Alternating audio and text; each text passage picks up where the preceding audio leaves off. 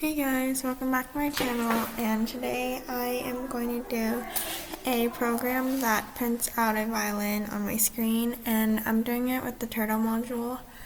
So I basically imported the module first, and then I set up the screen and the turtle, and then I'm opening up the file here, and then here's my text file.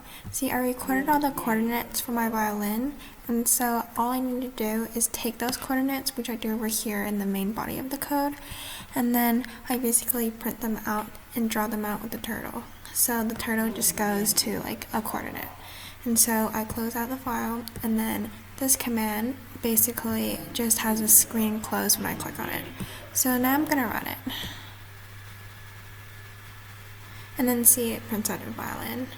I mean, you could do anything with turtle, as long as you change like the coordinates over here and like change the coordinates to however you want, then you could create any kind of picture. And I do encourage you guys to use your own program and try to experiment with that too.